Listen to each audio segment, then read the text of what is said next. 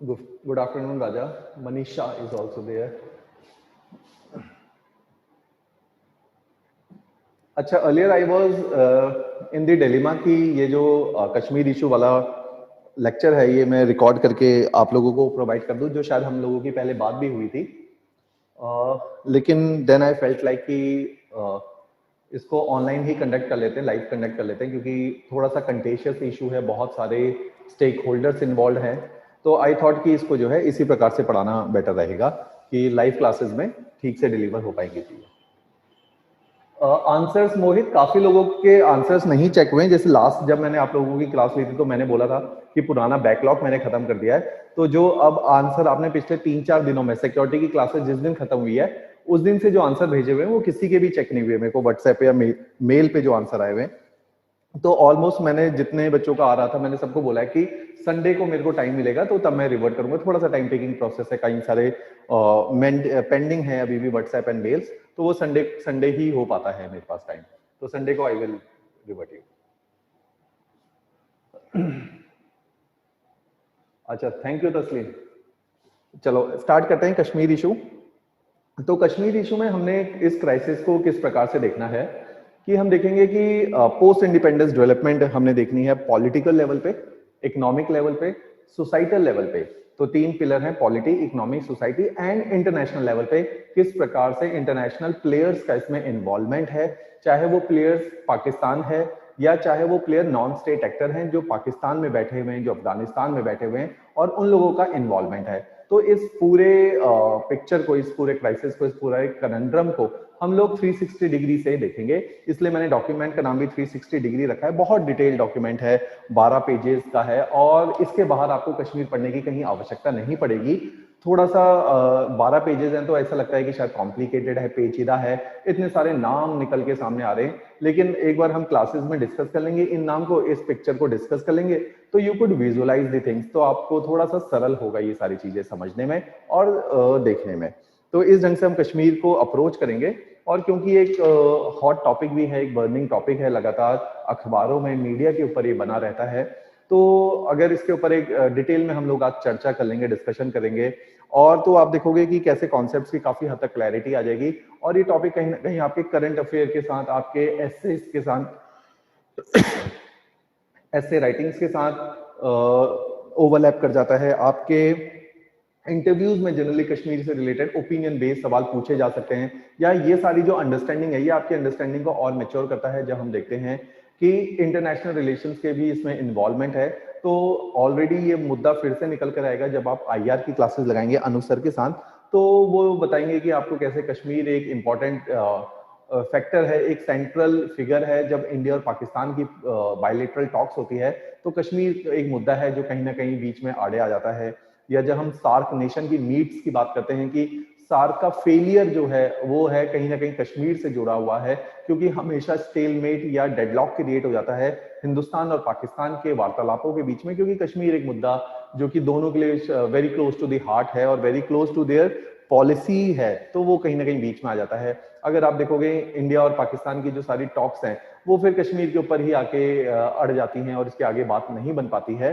तो वो क्या सारे फैक्टर्स हैं जो कश्मीर को इतना सेंट्रल फिगर बना देते हैं हमारे मुद्दों के बीच में। तो इन सारी लाइट में हम कश्मीर को समझेंगे। तो firstly we will go for the history of the region, then we will go for the geography of the region, कि इतिहास में ऐसा क्या हुआ था, कहां से ये क्राइसिस शुरू होता है, और उसके बाद किस प्रकार से जो है चीजें बदलती जाती हैं। तो इन सारी लाइट में हम कश्मीर को समझेंगे।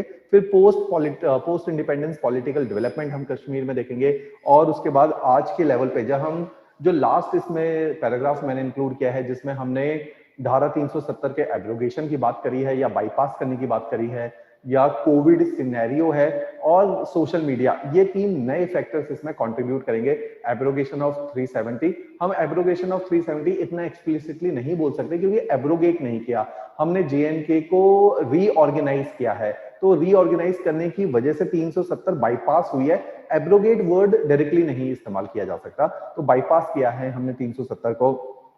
और उसके साथ साथ सोशल मीडिया ने कैसे राइज हुआ है और सोशल मीडिया की वजह से उस रीजन के डायनामिक्स में क्या चेंजेस आए हैं, तो वो एक इंपॉर्टेंट फैक्टर है। या इंपॉर्टेंट फैक्टर है कि कोविड के बाद सिनेरियो क्या हो सकता है। तो इन सारी लाइट में हमने कश्मीर इशू को कि कहां से चीजें शुरू हुई और आज कहां तक पहुंची है, तो पहले हमने पॉलिटिकली समझना है। फिर जो पेपर के लिए मसाला है, ये तो है आपकी अंडरस्टैंडिंग, ताकि आप किसी के आगे कश्मीर के बारे में बोल पाओ, आप इंटरव्यू के अंदर कश्मीर को डिफेंड कर पाओ, कश्मीर इशू को प्रेजेंट कर पाओ, वो सारा मसाला है।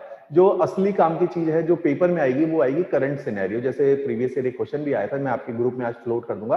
Right now I am not having any hard pages, तो मेरे पास वो क्वेश्चन नहीं है अभी इस टाइम पे, तो I will float that in group. तो हम देखते हैं कि कश्मीर पे जो करंट सिचुएशन के ऊपर मुद्दे आ सकते हैं, तो वो करंट सिचुएशन पे भी आए, और ये देखें कि लास्ट में जब हम क्रक्स निकालेंगे इन सारी कहानियों का, कि क्या वो फैक्टर हैं जिसकी वजह से कश्मीर में क्राइसिस आया था, और वो क्राइसिस से कैसे रिजॉल्व करें, तो वो वाली सारी चीजें फिर हमने लास्ट के कुछ पॉइंटर्स की फॉर्मेट में संक्षेप में उनको लिखा हुआ है या कंक्लूड किया है। उससे पहले केवल कहानियां और वो दौर चल रहा है, बस सीक्वेंशियल ऑर्डर में चीजें अरेंज्ड है। Otherwise this whole information has been taken from various sites. Wikipedia ने इसमें रोल प्ले किया है, इसमें कई सारे अखबारों के आर्टिकल्स ने रोल प्ले किया है, इसमें IDSA Indian defence and static analysis ने रोल प्ले किया है कि वहां पे इतने सारे थिंक टैंक्स ने कुछ आर्टिकल्स लिखे थे, वहां से हमने आर्टिकल्स को बॉरो किया। तो मल्टीपल सोर्सेज है, MHA के फिगर्स हैं इसके अंदर, MHA के डेटा है, मिनिस्ट्री ऑफ होम अफेयर का कश्मीर मुद्दे पे जो एनालिसिस है वो इसके अंदर हमने डाला हुआ। तो मल्टीपल जगह से डेटा को पिक किया है, मल्टीपल जगह से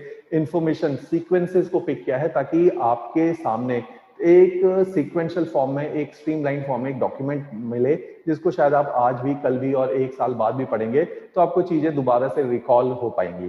तो इन सारी चीजों को सोचते हुए डॉक्यूमेंट प्रिपेयर हुआ है, डिटेल है, लिखेंगे तो समय नहीं, समय बहुत ज्यादा लग जाएगा। 12 पेजेस है, इसलिए that has been provided in the form of soft copy.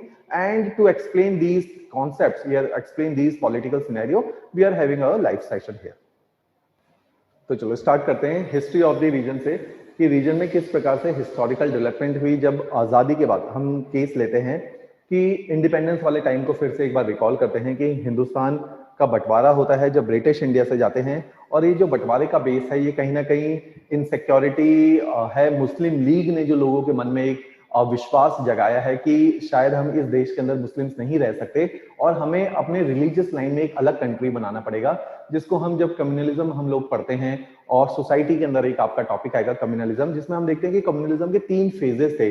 तो जब एक्सट्रीम पे चला जाता है कम्युनलिज्म, तो एक्सट्रीम फेज को कम्युनलिज्म में बोला जाता है, जब दो कम्युनिटीज को ऐसा लगने लग जाता है कि अब ये दोनों एक साथ नहीं रह सकते, क्लैशेस आएंगे, और ये क्लैशेस हैं, इनके इंटरेस्ट हॉस्टाइल हैं, ना कि डिफरेंट है, इंटरेस्ट हॉस्टाइल हैं, और ये हॉस्टाइल इंटरेस्ट एक साथ नहीं सिंक्रोनाइजेशन में जा सकते।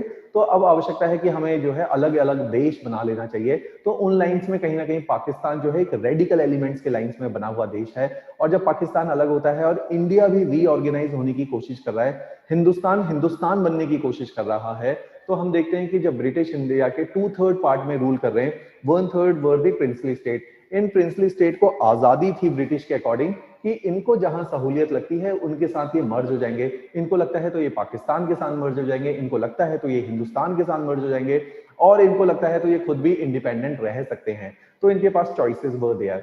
लेकिन हम देखते हैं कि वल्लभ भाई पटेल के नेतृत्व में और जवाहरलाल नेहरू के नेतृत्व में हमने देखा कि पूरा देश एक साथ एक कंट्री के फॉर्मेट में सामने आया, और हमने इंटीग्रेशन किया है प्रिंसली स्टेट का, जिसमें 550 से ज्यादा प्रिंसली स्टेट थे। क्योंकि ये इंटीग्रेशन भी आप देखो क्यों प्रमोट होगा, कोई भी राजा कभी भी अपना राज्य देना नहीं चाहेगा, क्योंकि उसका जो पॉलिटिकल स्ट्रक्चर है वो चला जाएगा, उसके पास जो पॉलिटिकल पावर है वो डाइल्यूट हो जाएगी। तो राजा इसलिए मान गए थे अपना राज्य देने के लिए, क्योंकि जब क्विट इंडिया मूवमेंट आया और गांधी के रेवोल्यूशन चल रहे थे सन 1920 से, तो लोगों के अंदर जो है इतनी ज्यादा पॉलिटिकल एस्पिरेशन थी कि वो मोनार्की को डिस्ट्रॉय करना चाहते थे, और वो चाहते थे कि वो डेमोक्रेटिक स्ट्रक्चर के अंदर काम करें।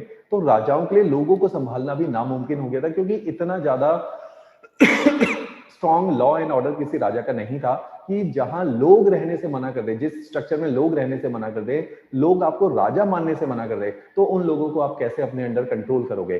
तो मींस कि उनके पॉलिटिकल स्ट्रक्चर्स टूट रहे थे, एडमिनिस्ट्रेटिव स्ट्रक्चर्स टूट रहे थे, क्योंकि लोगों की पॉलिटिकल कॉन्शियसनेस राइज हो गई थी। और इस लाइट में जब पॉलिटिकल कॉन्शियसनेस इतनी राइज हो गई कि जब ब्रिटिश को ही लगने लग गया कि हम इन लोगों को रूल नहीं कर सकते, तो हिंदुस्तान के जो राजा हैं, जो प्रिंसली स्टेट्स हैं, वो तो बहुत छोटे थे, वो पावर डायनामिक्स में बहुत छोटे थे, तो वो नहीं काबू कर सकते थे उन लोगों को जिनकी पॉलिटिकल अवेयरनेस राइज हो चुकी है, पॉलिटिकल कॉन्शियसनेस का राइज हो चुका है। तो इन सारी लाइट्स के अंदर हिंदुस्तान के प्रिंसली स्टेट्स इंटीग्रेट हो रहे थे इंडिया के अंदर। हाँ, कई जगहों पे रिवोल्ट हो रहा है, निजाम जैसे हैदराबाद के हैं वो नहीं चाहते थे कि वो हिंदुस्तान के अंदर अमलगमेट हो जाएं। जैसे हमने देखा कि नागालैंड के अंदर कहीं ना कहीं क्राइसिस आ रहा है, मणिपुर के राजा नहीं चाहते थे वो हिंदुस्तान के अंदर इंटीग्रेट हो जाए। तो कश्मीर के साथ भी कुछ इसी प्रकार की सिचुएशन थी। कश्मीर के राजा उस टाइम पे हरि सिंह थे और वो नहीं चाहते थे कि वो हिंदुस्तान के साथ अपने कंट्री अपने स्टेट को मिक्स करें, और ना ही ये चाहते थे कि पाकिस्तान के साथ मिक्स करें। ये चाहते थे कि इनको इंडिपेंडेंट ऑटोनॉमी मिले, इनको अपना ही एक अलग देश बनाना चाहते थे। अगर साइज वाइज देखें तो it is a big nation, तो अगर ये नेशन भी बनता तो ये नेशन बना सकते थे। लेकिन उस टाइम पे हरि सिंह जो इनके राजा थे वो अभी डिलीमा में हैं और वो किसी के साथ भी अकॉर्ड साइन करने को तैयार नहीं है। लेकिन हम देखते हैं कि आजादी के तुरंत बाद पाकिस्तान यहां एनक्रोचमेंट कर देता है और काफी अंदर तक पाकिस्तान आ जाता है जम्मू एंड कश्मीर के, और बहुत सारे हिस्से में जिसको आज POK बोलते हैं, Pakistan occupied Kashmir, and this is Aksai Chin जो चाइना के पास है। तो ये अलग अलग टाइम फ्रेम में हिंदुस्तान के पास से निकल जाता है।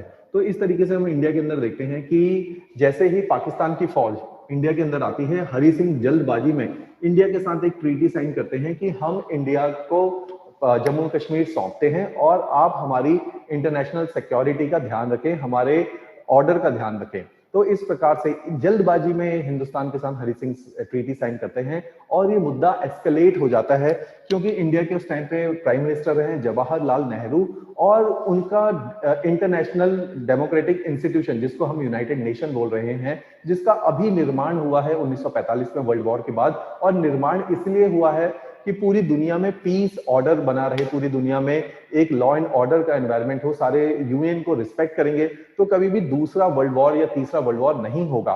तो इन सारी लाइट्स में इन सारी लाइट में जवाहरलाल नेहरू इस मुद्दे को एस्केलेट करते हैं और वो यूएन को रोप इन करते हैं कि क्यों नहीं यूएन इस सारे मुद्दे को सेटल करेगा कि पाकिस्तान ने ये वाला जो एरिया अपने अंडर रख लिया है इसके लिए क्या किया जाए।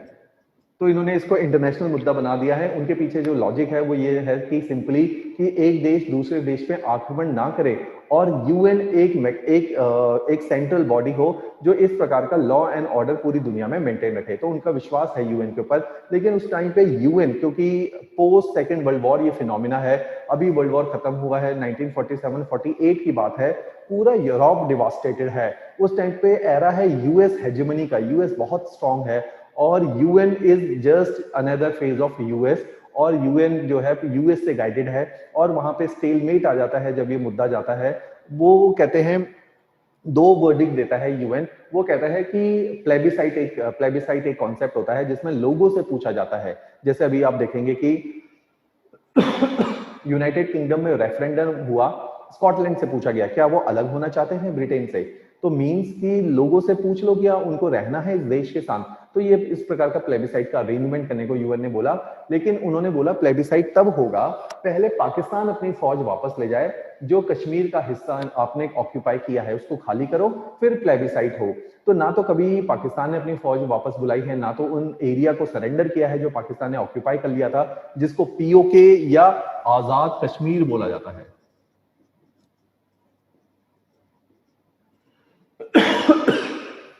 तो ना तो पाकिस्तान ने कभी भी इस एरिया को सरेंडर किया दोबारा, और ना हिंदुस्तान ने प्लेबिसाइट किया, क्योंकि फर्स्ट जो चेन ऑफ इवेंट है जब वही फॉलो नहीं हुआ तो प्लेबिसाइट नहीं किया जा सकता। तो हिंदुस्तान ने भी प्लेबिसाइट करने से मना कर दिया और सिचुएशन ये है ग्राउंड में कि this area has been occupied by the Pakistan now.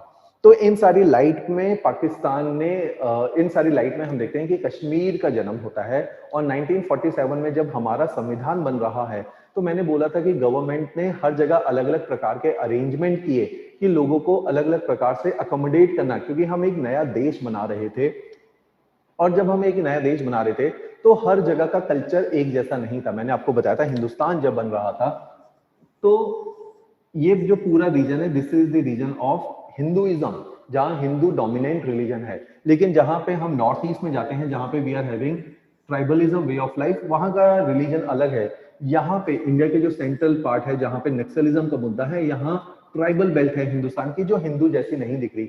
Similarly जब JNK के केस में देखते हैं तो हर जगह के लिए सरकार ने अलग अलग अरेंजमेंट किए। यहाँ पे शेड्यूल 6 डाला, यहाँ पे शेड्यूल 5 डाला, तो यहाँ पे धारा 370 डाली कि हर किसी को अलग अलग ढंग से अकोमोडेट करने की कोशिश करी है, थोड़ा सा प्रोविंशियल या फ्री हैंड या ऑटोनॉमी देने की कोशिश करी है। तो यहाँ पे देखते हैं हम जब JNK के केस में, तो गवर्नमेंट ने इनको ये ऑटोनॉमी दी कि आप अपना संविधान बना लो, अपना झंडा खुद बना लो और अपने लेवल पे कुछ अरेंजमेंट आप स्वयं कर लो, जो हमारे कई सारे कानून आपके JNK के अंदर एप्लीकेबल नहीं होंगे। लेकिन ये जो 370 है ये टेम्परेरी अरेंजमेंट है कि जब तक आप अपने अंदर व्यवस्था नहीं ले आओगे या आपकी जो इनडिसाइसिवनेस है कि कश्मीर हिंदुस्तान के साथ रहे, कश्मीर पाकिस्तान के साथ रहे, जब तक ये इनडिसाइसिवनेस है तब तक ये धारा 370 है। Once you are clear with your decision तो ये 370 हम रिवोक कर देंगे। तो इस प्रकार से जो है कुछ एक अरेंजमेंट किए गए कश्मीर को हिंदुस्तान के अंदर जोड़ के रखने के लिए। तो इस अरेंजमेंट के अंदर इनका खुद का एक संविधान लिखा गया, इनके खुद के प्राइम मिनिस्टर बने और यहाँ पे जो है गवर्नर क्रिएट हुए। तो एक पूरा प्रॉपर अरेंजमेंट किया गया जम्मू एंड कश्मीर को गवर्न करने का। तो 370 का एक बहुत इंपॉर्टेंट आर्टिकल भी है, एक इंपॉर्टेंट सेक्शन भी है जो हम बाद में डिस्कस करेंगे, जो अभी गवर्नमेंट जिसके ऊपर काम कर रही है, कि यहाँ पे बाहर के लोगों को जमीन खरीदने की आजादी नहीं है, परमानेंट सेटल होने की आजादी नहीं है, वो रेंट पे रह सकते हैं लेकिन ओन नहीं कर सकते हैं। तो उसकी वजह से इंडस्ट्रियलाइजेशन कहीं ना कहीं रुक जाता है, क्योंकि इंडस्ट्रीज को सेटल होने के लिए जमीन चाहिए। अगर हम इंडस्ट्रीज के लिए देखते हैं तो कैपिटल, लैंड, कैपिटल पैसा चाहिए, लैंड एक इंपॉर्टेंट एस्पेक्ट है। और क्योंकि बाहर से लोग यहाँ सेटल नहीं हो सकते और सेटल होने की वजह भी नहीं है कि अगर मैं अपने घर से उठ के कहीं जा रहा हूं, मैं बेंगलोर जा रहा हूं, मुंबई जा रहा हूं, क्योंकि वहां पे जॉब अपॉर्चुनिटीज है, इकोनॉमिक अपॉर्चुनिटीज वो शहर ऑफर कर रहे हैं। हम यूएस से जा रहे हैं, यूरोप जा रहे हैं नौकरी करने, पढ़ाई करने।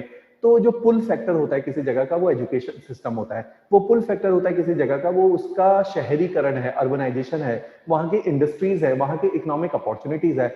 क्योंकि JNK के अंदर ये दोनों चीजें ही मिसिंग है, ना तो बहुत बड़े एजुकेशनल इंस्टीट्यूट्स हैं, ना तो बहुत बड़े इंडस्ट्रीज हैं। तो कभी भी पंजाब से, हरियाणा से, दिल्ली से लोग माइग्रेट नहीं करेंगे और उसकी वजह से कश्मीर की जो सोसाइटी है वो क्लोजली पैक्ड सोसाइटी बन गई। वो सोसाइटी एक क्लोज सिस्टम की तरह काम कर रही है। उनको बाहर वालों से के बारे में कुछ नहीं पता, उन्हें हिंदुस्तान के बारे में कुछ नहीं पता, हिंदुस्तान को कश्मीर के बारे में कुछ नहीं पता। तो मीन्स कहीं ना कहीं समाज के लेवल पे एक गैप आ चुका है। There is a people to people gap between India mainland and between the Kashmir. तो ये जो गैप क्रिएट हो गया समाज के तौर पे, साइकोलॉजिकल लेवल पे, वो गैप आज भी हमें रिफ्लेक्ट हो रहा है।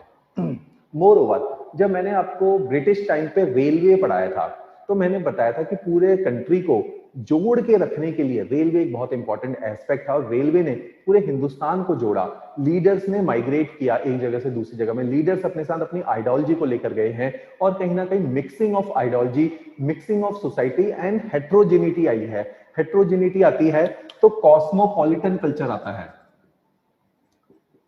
कॉस्मोपॉलिटन कल्चर आता है तो कहीं ना कहीं लिबरल एटीट्यूड आता है, मीन्स एक्सेप्टेंस आती है, सहन शक्ति बढ़ती है, टॉलरेंस आती है। लेकिन अगर सोसाइटी क्लोज हो जाती है तो सोसाइटी कंजर्वेटिव हो जाती है। जब सोसाइटी कंजर्वेटिव होती है तो वो बाहर वालों को हमेशा शक की निगाह से देखती है, स्केप्टिकल हो जाएगी समाज, सोसाइटी होमोजीनियस हो जाएगी, नए एलिमेंट को, नए लोगों को एक्सेप्टेंस जल्दी नहीं मिलेगी, नए कल्चर को एक्सेप्टेंस नहीं मिलेगी, नए आइडियाज को जल्दी से एक्सेप्टेंस नहीं मिलेगी। तो कंजर्वेटिज्म की तरफ सोसाइटी चली जाती है। यही केस होता है कश्मीर के साथ, क्योंकि लोग बाहर नहीं आ रहे हैं, बाहर से कोई कश्मीर के अंदर नहीं जा रहा है, तो सोसाइटी में हेट्रोजेनिटी का एलिमेंट मिसिंग है। तो इसकी वजह से देखते हैं कि एक स्टैग्नेशन आ रहा है समाज में, विचारधारा को लेके, इकोनॉमिक सिस्टम को लेके, पॉलिटिकल सिस्टम को लेके स्टैग्नेशन आ चुका है। तो इस स्टैग्नेशन की रिफ्लेक्शन आज भी दिखती है हमें कि even if you people will observe कि बहुत ज्यादा, हम तो बहुत कश्मीर के नजदीक बैठे हैं, हम चंडीगढ़ में बैठे हैं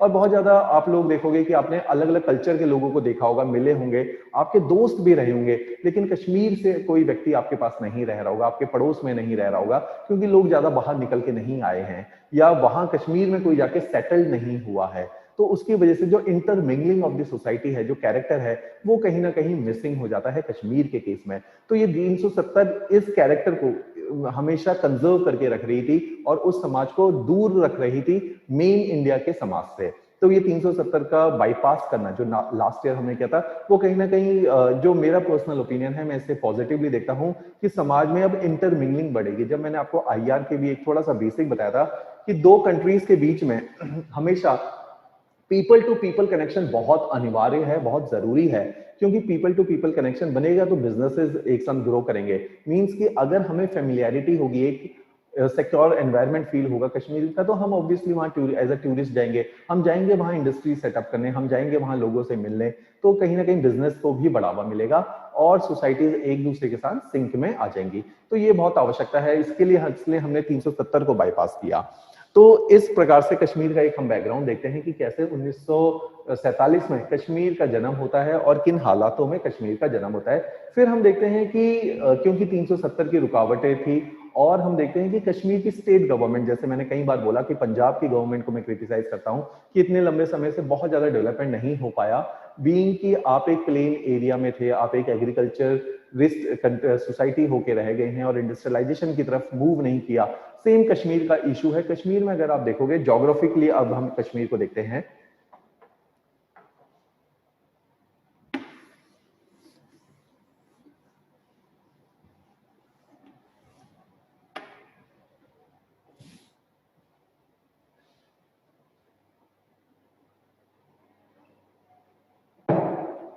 तो ज्योग्राफिकली कश्मीर 3 हिस्सों में टूटा हुआ है, ज्योग्राफिकली एंड कल्चरली।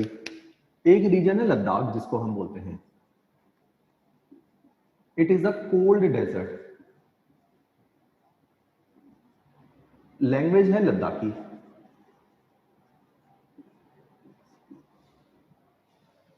और रिलीजन है बुद्धिज्म। यहाँ पे अगर टोटल लद्दाख की बात करेंगे तो Muslims are in majority 46%, and Buddhist and Muslims are there. तो इस प्रकार के इनका समाज है। अगर इसके बाद हम कश्मीर को देखेंगे,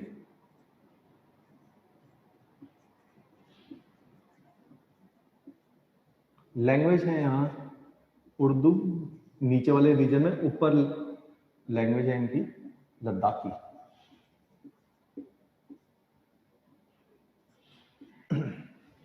तो इस प्रकार से लद्दाख की कॉन्फ़िगरेशन है। कश्मीर में हम देखते हैं कि मुस्लिम डोमिनेटेड सोसाइटी है, 95% लोग जो है मुस्लिम धर्म से बिलोंग करते हैं, और कश्मीरी उर्दू डायलेक्ट को ये लोग बोल रहे हैं।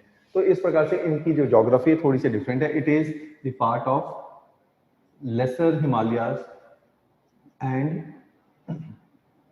ग्रेटर हिमालयाज। तो ग्रेटर एंड लेसर हिमालयाज का पार्ट है। थर्ड रीजन है इनका JNK, जम्मू। जम्मू में हम देखते हैं हिंदू डोमिनेटेड सोसाइटी है रिलीजन वाइज। अगर ज्योग्राफी देखते हैं तो Pir Panjal range plus planes यहां पर है। तो इस प्रकार से इनका समाज है। तो ज्योग्राफिकली 3 अलग अलग हमारे पास यूनिट्स JNK के अंदर बैठी हुई हैं।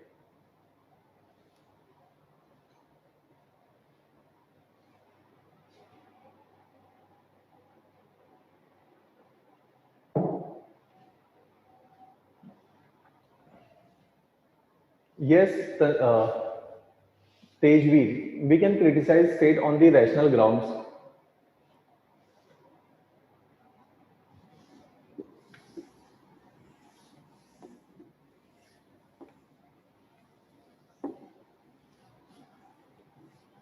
अगर हम पॉपुलेशन कॉम्पोजिशन को देखते हैं तो हम देखते हैं कि कश्मीर के अंदर almost population is nearly 70 lakh, Jammu के अंदर पॉपुलेशन इज नियरली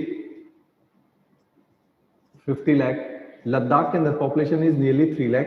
तो तकरीबन 1.25 करोड़ की पॉपुलेशन यहाँ पे रिजाइड करती है, और कश्मीर सबसे बड़ा यूनिट है ज्योग्राफिकली भी और पॉपुलेशन वाइज भी। तो ये बड़ा यूनिट है, इसलिए ये पॉलिटिक्स में या यहाँ की सोसाइटी के रिपरकशन पूरे इंडिया, पूरे एरिया में, JNK वाले एरिया में दिखाई देंगे। तो जब 1947 के बाद इनको एक फ्री हैंड मिला कि आप अपना संविधान स्वयं बना लो, तो उस टाइम पे आप देखोगे कहीं ना कहीं अगर सोसाइटी की हम बात करते हैं, लेट सपोज जो सोसाइटी है, क्योंकि वहां के लोगों का पाकिस्तान की तरफ कोई खास इंक्लिनेशन नहीं था, जिसको हम पाकिस्तान बोल रहे हैं। जैसे हिंदुस्तान मैंने बोला कि डाइवर्सिटी का रीजन है, प्लूरैलिटी बहुत ज्यादा है इंडिया के अंदर, और होमोजेनिटी नहीं है, वैसे ही पाकिस्तान भी है। पाकिस्तान की अगर आप कॉन्फ़िगरेशन देखोगे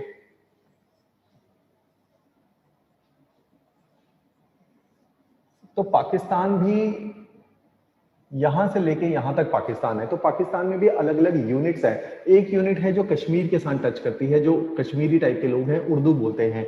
एक यूनिट है जो पंजाबी पाकिस्तान जिसको बोलते हैं, पंजाब पाकिस्तान की जो लाहौर वाला एरिया है, जो एकदम एडजेसेंट है हमारे अमृतसर से, एडजेसेंट है पंजाब के साथ, जहाँ पंजाबी लैंग्वेज चल रही है। एक एरिया है सिंध, जहाँ गुजरात के पास में एरिया है, और बलूचिस्तान। तो ये एरिया, ये सारे ही डिफरेंट डिफरेंट कल्चरल यूनिट्स में पाकिस्तान बटा हुआ है। तो कभी भी कश्मीरी लोगों की ओरिएंटेशन शुरू के दौर में, जब देश आजाद हुआ, वो बहुत प्रो पाकिस्तान नहीं थे, क्योंकि वो अपने को पाकिस्तान के साथ आइडेंटिफाई नहीं कर पाते थे। कि ऑल्दो पाकिस्तान रिलीजियस लाइन में बना था, लेकिन जो कश्मीर था वो शुरू से ही एक हिंदू राजा के अंडर था, although most of the population was Muslim in character. लेकिन ये जो डिवाइड है हिंदू और मुस्लिम का, वो डिवाइड वो कश्मीर में बहुत ज्यादा देखने को नहीं मिला। Over a period of time we will realise कि पॉलिटिसाइजेशन हो जाएगा पूरे इशू का।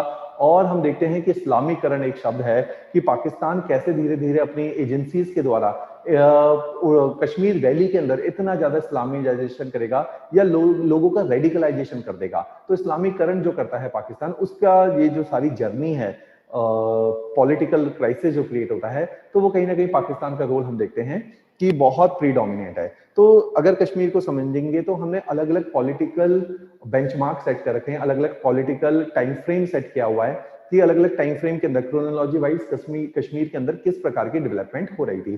तो हम देखते हैं कि we had into war with Pakistan in 1947-48, then again in 65, और वहां पाकिस्तान को कहीं ना कहीं लगता है कि जो है इंडिया को वो नहीं हरा सकता है। इंडिया क्योंकि बड़ा कंट्री है, रिसोर्सेज ज्यादा हैं, फौज ज्यादा है, तो डायरेक्टली हम अगर कन्फ्रंटेशन में जाएंगे तो we could not defeat India. तो थोड़ा सा प्लानिंग चेंज होती है, और मैंने जैसे आपको इससे पहले नोट्स भी दिए हैं, तो we are in a stage of proxy war with the Pakistan, और प्रॉक्सी वॉर पाकिस्तान ने छेड़ दिया हिंदुस्तान के साथ। और हमने देखते हैं कि 70s में हम जो है न्यूक्लियर स्टेट बन जाते हैं, लेकिन पाकिस्तान अभी भी जो है बहुत पिछड़ गया है डिफेंस के टर्म्स में। वो जो दौर था 80s और 70s का, डिफेंस में बहुत पिछड़ रहा है पाकिस्तान। और इस सारी डेवलपमेंट में जो है पाकिस्तान प्रॉक्सी वॉर ही कर रहा है अभी हिंदुस्तान के साथ, और अभी उतना ज्यादा ऑर्गेनाइज नहीं है पाकिस्तान। लेकिन इंटरनेशनल लेवल पे आपको ध्यान देना पड़ेगा कि ये जो 60s, 70s और 80s का एरा है, it is the era of cold war. कि whole 1950s, 60s, 70s and 80s, जब तक यूनाइटेड यूएसएसआर का डिसइंटीग्रेशन नहीं हुआ, तो कोल्ड वॉर का ही एरा चल रहा था। तो जब ये कोल्ड वॉर का एरा है, कोल्ड वॉर को हमें समझना पड़ेगा कि it is a ideological war between two nations. एक साइड यूएसए है जो कैपिटलिस्ट आइडियोलॉजी को प्रमोट कर रहा है, तो दूसरी तरफ यूएसएसआर है जो कम्युनिस्ट आइडियोलॉजी को प्रमोट कर रहा है। तो इन दोनों आइडियोलॉजी के लिए ये अपने अपने एरिया ऑफ इन्फ्लुएंस को बढ़ाने की कोशिश कर रहे हैं। पाकिस्तान बाय डिफॉल्ट यूएसए की किट्टी में जाके गिर जाता है, लॉबी में चला जाता है, क्योंकि पाकिस्तान को बहुत पैसा दे रहा है यूएस, और यूएस को जो ज्वाइन कर रहा है उस टाइम पे यूएसए उनकी डेवलपमेंट में हेल्प कर रहा है। क्योंकि 50s और 60s वो दशक है जब सारे developing African, Latin American and Asian nation decolonise हो रहे हैं। जब ये नेशन डीकॉलोनाइज हो रहे हैं तो इन नेशंस के पास पैसा नहीं है, क्योंकि कॉलोनी रहे थे ये यूरोपियन नेशंस के। जब कॉलोनी इनको बनाया गया तो रिसोर्सेज का कहीं ना कहीं क्रंच है, इंडस्ट्रियलाइजेशन का क्रंच है, इंफ्रास्ट्रक्चर डेवलपमेंट इनको यूरोपियन ने नहीं करके दी, और हमेशा एज अ पैरासाइट की तरह यहाँ रूल किया, इनके रिसोर्सेज को हमेशा खाते रहे, लेकिन यहाँ पे डेवलपमेंट नहीं करके दी। जब ये सारे देश आजाद होते हैं 50s और 60s में, तो इनको पता नहीं है क्या करना है, पॉलिटिकल एक्सपीरियंस नहीं है, इनके पास कैपिटल, पैसा नहीं है, इन्वेस्टमेंट नहीं है, रोड मैप नहीं है कि अब हमें आगे क्या करना है, फ्यूचर में कैसे डेवलपमेंट करनी है। तो इनके पास थिंकर्स नहीं है, इकोनॉमिस्ट नहीं है। तो इन सारे चीजों के अभाव में ये कहीं ना कहीं यूएसए की किटी में जाके गिर जाते हैं, क्योंकि यूएसए इनको पैसा दे रहा है, यूएसए इनकी डेवलपमेंट की बातें कर रहा है, इंफ्रास्ट्रक्चर डेवलपमेंट की बातें कर रहा है, पॉलिटिकल डेमोक्रेसी देने की बातें कर रहा है। तो काफी सारे नेशन यूएस के लॉबी में जाते हैं, और इसी प्रकार से पाकिस्तान भी यूएस की तरफ इंक्लिनेशन शो करता है, और यूएसए उसको बदले में पैसे दे रहा है, वहां डेवलपमेंट के प्रोजेक्ट शुरू कर रहा है। लेकिन इंडिया उस टाइम पे पंडित जवाहरलाल नेहरू के अंडर नैम को फॉलो कर रहा है। तो नैम में हम न्यूट्रल एलिमेंट की तरह काम कर रहे हैं। बहुत ज्यादा ना तो हमने यूएसएसआर की तरफ इंक्लिनेशन शो किया, ना तो यूएसए के अंदर इंक्लिनेशन शो किया, क्योंकि हमने अपने प्रियम्बल के अंदर लिखा था कि we are a sovereign nation. जब हमने सॉवरेनिटी अपना पहला प्रिंसिपल लिख दिया, सॉवरेनिटी का मतलब है कि हमारा कोई भी डिसीजन लेने में हम खुद रिस्पॉन्सिबल हैं और हम खुद सक्षम हैं, हमें किसी की आवश्यकता नहीं है अपना कोई निर्णय लेने में। तो ये आइडिया होता है सॉवरेनिटी का। ये आइडिया हमने क्यों रखा सॉवरेनिटी का? क्योंकि हमने देखा कि पहले हिंदुस्तान में ऑलरेडी 190 साल ब्रिटिश रूल करके गए हैं। क्योंकि सॉवरेनिटी नहीं थी हमारे पास, तो हम और किसी भी प्रकार का हस्तक्षेप अब हिंदुस्तान में नहीं चाहते थे। तो इन सारी लाइट में हमने सॉवरेनिटी को टो किया और सॉवरेनिटी को मेंटेन रखने के लिए नैम हमको टूल की तरह यूज करना पड़ा। तो हम एक न्यूट्रल एलिमेंट की तरह काम कर रहे हैं और यूएस से बैकिंग कर रहा है पाकिस्तान की कि इंडिया कैसे भी यूएसए की किटी में आके गिर जाए। तो ये यूएसए के जो है मालाफाइड कुछ एक रीजंस हैं इंडिया को डिस्टेबलाइज करने के।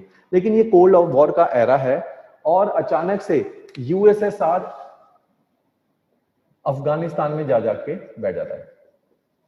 और वहां पे अफगानिस्तान की अगर आप रीजन को देखोगे, अगर आप टोपोग्राफी को देखोगे, तो अफगानिस्तान इज हिली इन कैरेक्टर। और हिली एरिया में मैंने आपको कई बार बताया भी है कि hilly areas are dominated by the tribes, और ट्राइबल एरियाज हैं, ट्राइब्स हैं जो अफगानिस्तान में रहते हैं। और ये जो ट्राइब्स हैं, अगर आप इंडिया की हिस्ट्री भी याद करोगे, मेडाइवल टाइम भी देखोगे, तो बहुत सारे अफगान का जो है इंडिया के अंदर आके वॉर भी हुआ है। और अफगान एक ऐसी रेस मानी जाती है जिनको डोमिनेट करना थोड़ा सा मुश्किल है, क्योंकि अगर इनके फिजिकल स्ट्रक्चर को देखोगे या अगर इनके मेंटल साइकोलॉजिकल फ्रेमवर्क को देखोगे, तो इनको डोमिनेट नहीं किया जा सकता, इनको हराया नहीं जा सकता। ब्रिटिश इनको नहीं हरा पाते हैं।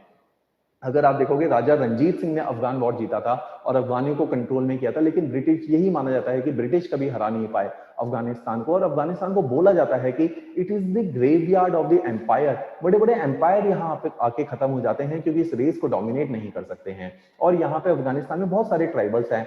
जब अफगानिस्तान बना भी था तो वहां इतने सारे ट्राइब्स हैं कि उन सबका एक देश के अंदर रहना बहुत कठिन था, और वहां के लोग रिवोल्ट कर रहे हैं। और कोल्ड वॉर का एरा है, यूएसएसआर हेल्प अपनी एक्सटेंड करता है और उनकी गवर्नमेंट को बोलता है कि आप कम्युनिस्ट गवर्नमेंट की तरह रूल करो, हम आपको हेल्प करने को तैयार हैं।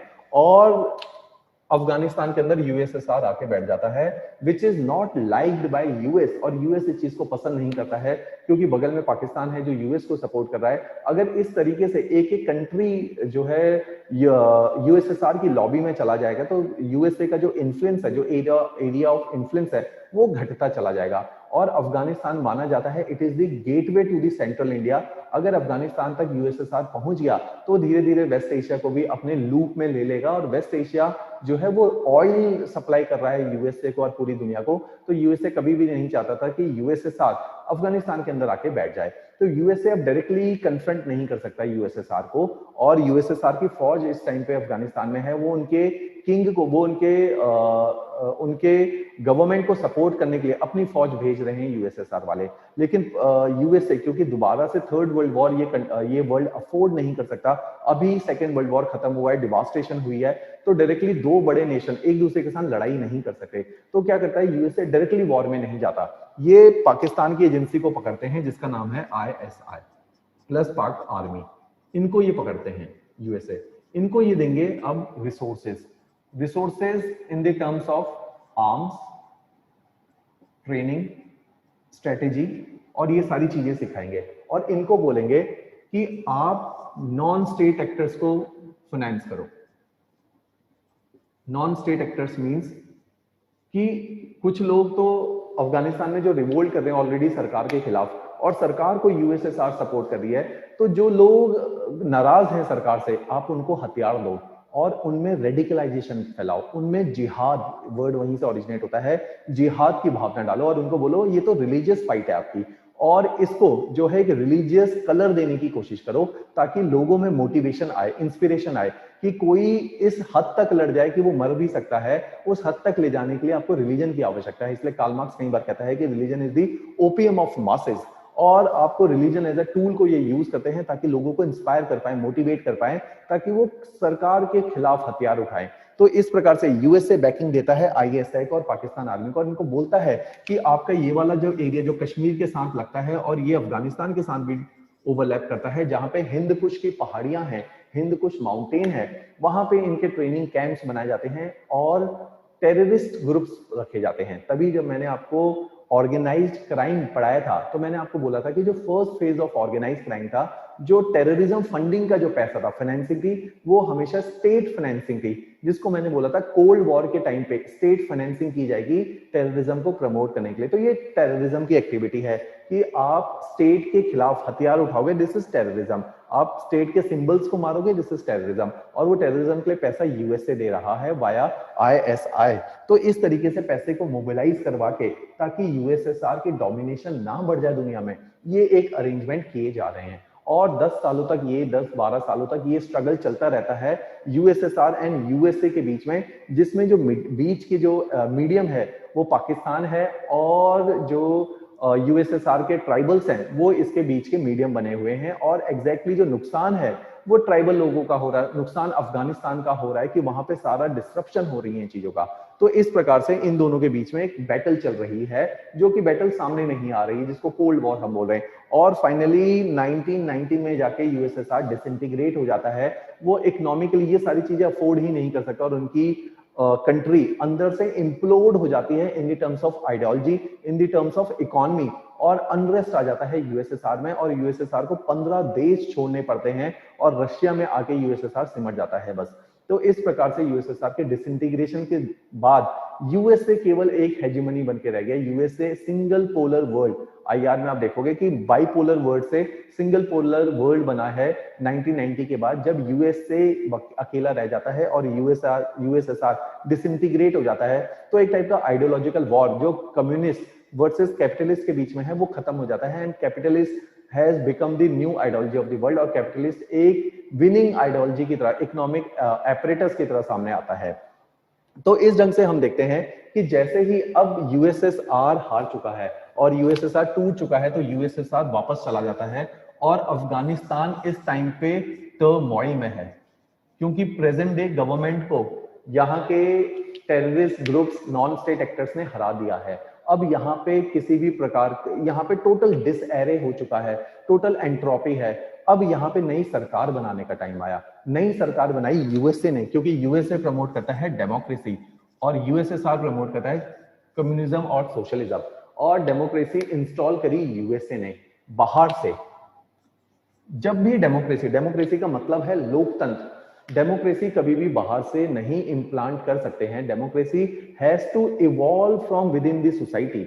ये जो शब्द मैं बोल रहा हूँ, has to evolve from within the society, इसका आप मतलब समझिए कि डेमोक्रेसी इज द लोकतंत्र। डेमोक्रेसी का मतलब है कि हम सारे मिलकर निर्णय लेंगे कि हम एक सरकार बनाएंगे और सरकार चलाएंगे। लेकिन इसमें जब तक हम सारे लोग आपस में एक पेज के ऊपर नहीं बैठे हुए, हम सारे लोग एक जैसी सिंक्रोनाइजेशन नहीं है हमारे बीच में, तो कभी भी डेमोक्रेसी आगे नहीं बढ़ पाएगी। तो डेमोक्रेसी का जन्म समाज से होगा।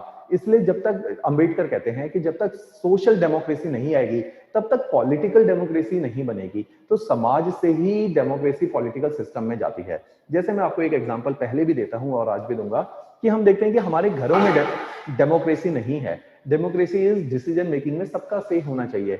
मैंने कई बार एग्जांपल भी दिया है कि Indian society is patriarchal and caste ridden.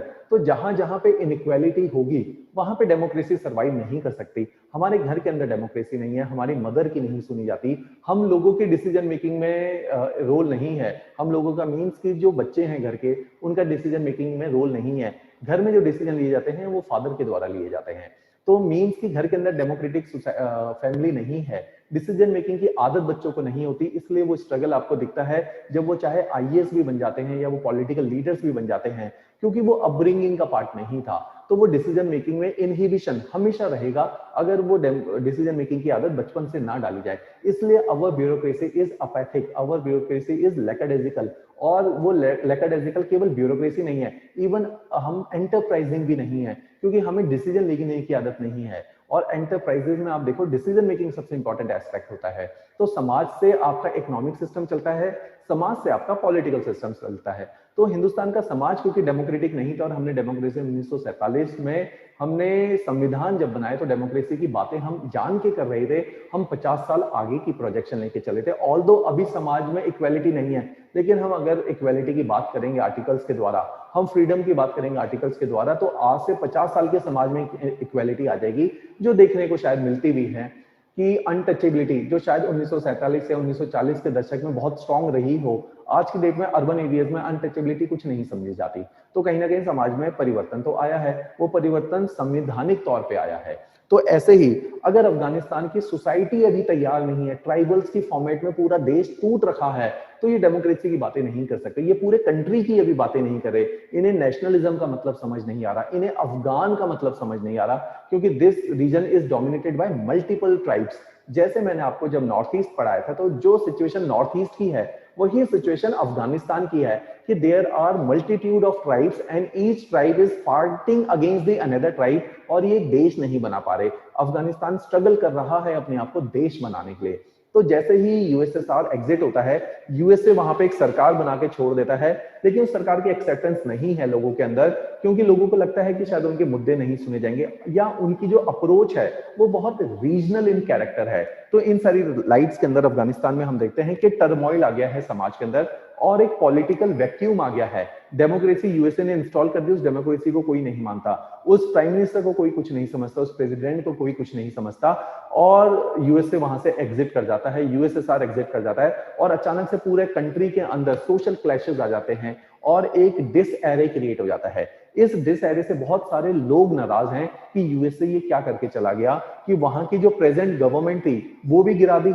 और जो इतने सारे लोगों तक हथियार पहुंचा दिए, उन तक स्ट्रेटेजी पहुंचा दी, और उनको भी ऐसे ही छोड़ के चला गया। समाज के अंदर हथियार रखे हुए हैं और सरकार चलाने वाला कोई नहीं, तो ऑब्वियसली डिजास्टर होगा वहां पे। जो हम नॉर्थ ईस्ट में देखते हैं कि हर किसी के हाथ में हथियार हैं और सरकार चलाने वाला कोई नहीं है, सरकार चलाने के लिए कंट्री का विजन रखने वाला कोई नहीं है। तो ऐसा ही हुआ अफगानिस्तान के साथ, और यहां से जन्म होता है दो नॉन स्टेट एक्टर का, जिसको बोला जाता है तालिबान एंड अल-कायदा। इन सारी लाइट्स में इन दो ऑर्गेनाइजेशन का जन्म होता है अफगानिस्तान सॉइल में, और इन दोनों की नफरत है अब यूएसए से, कि यूएसए ने यहाँ पे डेमोक्रेसी के नाम पे अब हेवल क्रिएट किया है, टॉप्सी टर्वी करके यूएसए चला गया है, और इन दोनों का अब टारगेट है यूएसए। और यही बाद में आपको सन 2000 के अटैक में दिखेगा कि यूएसए में 9/11 जो है अटैक होते हैं अल-कायदा द्वारा, इसी फ्रस्ट्रेशन में जाके अटैक होंगे, और तालिबान यहाँ पे ऑपरेट कर रहा है। तालिबान बहुत ज्यादा इस्लामिक फंडामेंटल ऑर्गेनाइजेशन है, जैसे मैंने आपके साथ नोट्स में शेयर भी किया है। तो ये लोग इस्लामीकरण कर रहे हैं वहां के लोगों का, इस्लामिजाइजेशन कर रहे हैं वहां पे, और ये किसी भी मॉडर्न वैल्यूज को नहीं मानते, ये लिबर्टी को नहीं मानते, इक्वालिटी को नहीं मानते, बहुत ज्यादा पेट्रियार्कल है, विमेन के प्रति बहुत नैरो माइस्कोपिक इनका पर्सपेक्टिव है। तो इस प्रकार का समाज है जो एजुकेशन को प्रमोट नहीं कर रहा, म्यूजिक को प्रमोट नहीं कर रहा, कल्चरल एस्पिरेशंस को प्रमोट नहीं कर रहा। तो इस प्रकार से तालिबान ने धीरे धीरे पूरे कंट्री में कंट्रोल लेना शुरू हुआ, और इन्होंने पूरे जगह में अप हेवल क्रिएट कर दिया। और क्योंकि इनको फंडिंग थी पहले आईएसआई की, तो अब इन ऑर्गेनाइजेशन ने, इन नॉन स्टेट एक्टर्स ने कोशिश करी कि पूरे एशिया के अंदर जहां पे मुस्लिम समाज है, चाहे वो साउथ एशिया है, साउथ ईस्ट एशिया है, मिडल एशिया है, यहाँ पे अब एक इस्लामिजाइजेशन करें, एक नया इस्लामिक वर्ल्ड क्रिएट करने की एक नई मुहिम शुरू होती है 1980s में।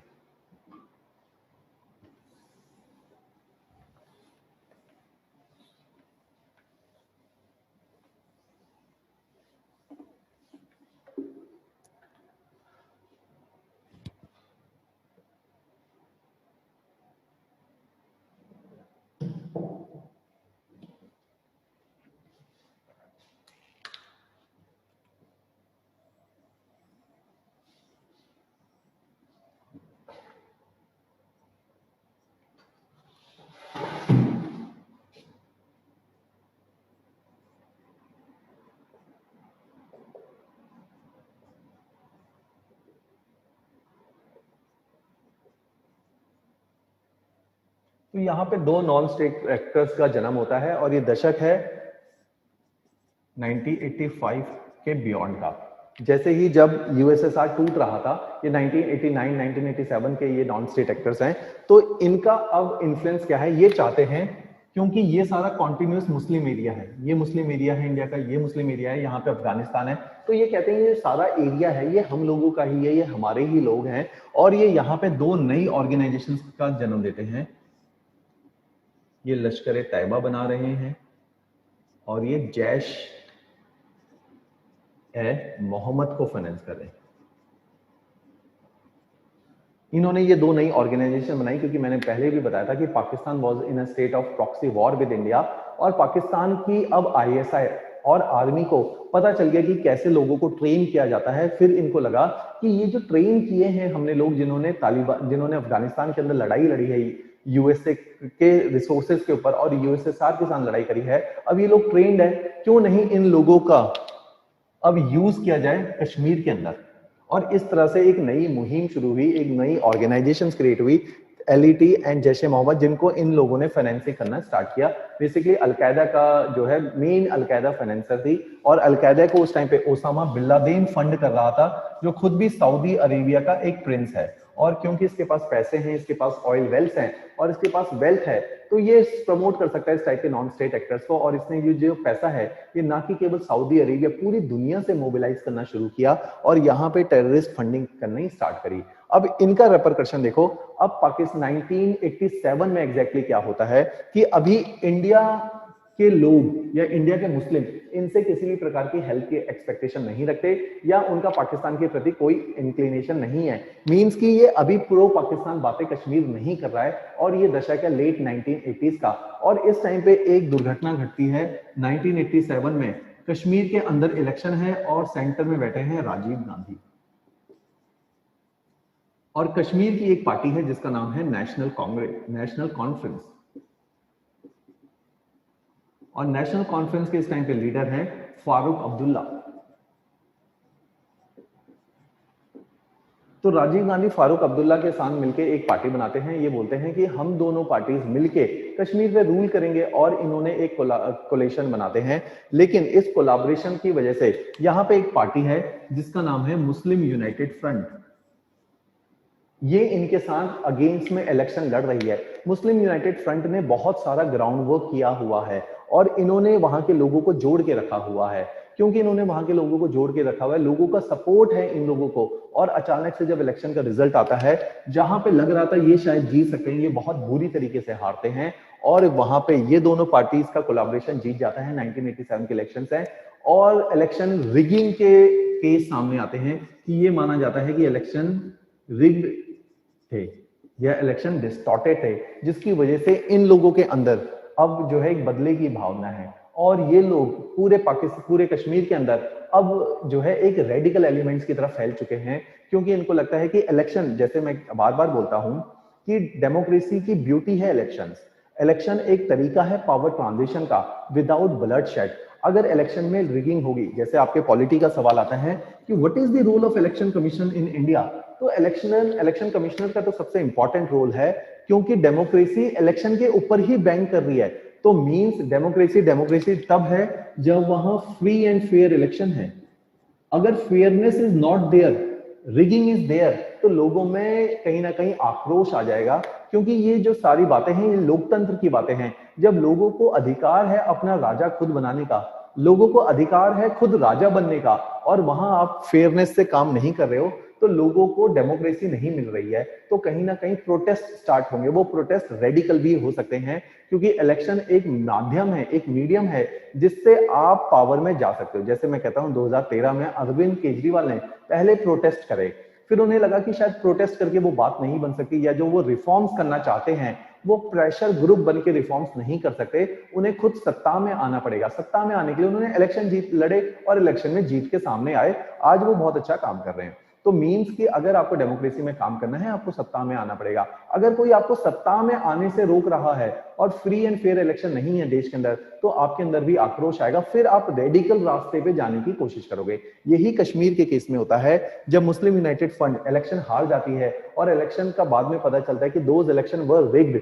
अब इनके मन में एक नफरत की भावना है, और क्योंकि जो इनके सपोर्टर्स हैं उनको ऐसा लगा कि सरकार ने, सेंट्रल गवर्नमेंट ने उनको बिट्रे कर दिया है, उनको धोखा दे दिया है। उनकी इतनी पुरानी पार्टी नेशनल कॉन्फ्रेंस, जिसने इतने लंबे समय तक कश्मीर में रूल किया है, 3 जनरेशन, जैसे हम बोलते हैं कांग्रेस में नेहरू फैमिली डोमिनेट कर रही है, ऐसे ही नेशनल कॉन्फ्रेंस में अब्दुल्ला फैमिली डोमिनेट कर रही है।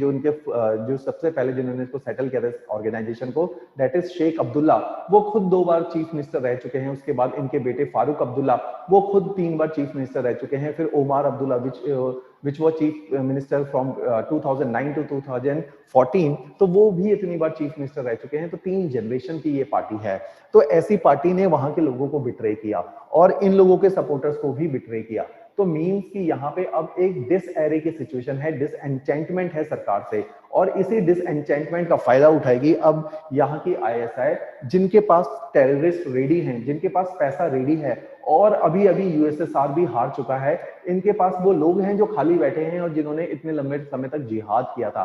अब तैयारी है इन लोगों का रुख इंडिया की तरफ मोड़ने का, और प्लांट किए जाते हैं लोग बाहर से हिंदुस्तान में, क्योंकि इस टाइम पे हमारी है पुअर बॉर्डर मैनेजमेंट, क्योंकि टेक्नोलॉजी नहीं है।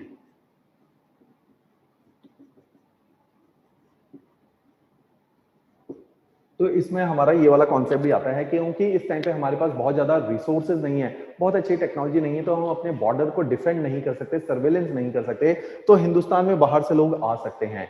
तो हुआ भी ऐसा ही। और साथ ही साथ हम देखते हैं एक और पार्टी का हिंदुस्तान में राइज होता है। जैसे कश्मीर की हर पार्टी हिंदुस्तान से अलग होने की बात नहीं करती है, अभी भी मुस्लिम यूनाइटेड फ्रंट अलग होने की बात नहीं कर रही है, ये पॉलिटिकल ही प्रोटेस्ट करना चाहती है, लेकिन रेडिकलाइजेशन हो गया है, हथियार अभी इनके पास नहीं है। वहीं पे एक और पार्टी का जन्म होता है, और ये पार्टी जिसका नाम है Jammu and Kashmir liberation front,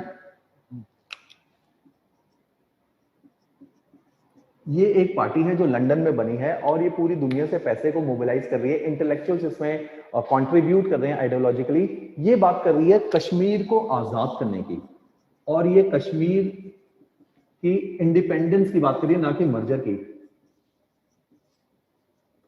Kashmir के इंडिपेंडेंस का मतलब है, ये कहती है ना तो हम हिंदुस्तान के साथ जाएंगे ना हम पाकिस्तान के साथ जाएंगे, we will be a independent neutral state. तो इस तरह की एक आइडियोलॉजी प्रिवेल कर रही है, और इस आइडियोलॉजी के प्रिवेल करने के पीछे आप कहानी समझो कि जब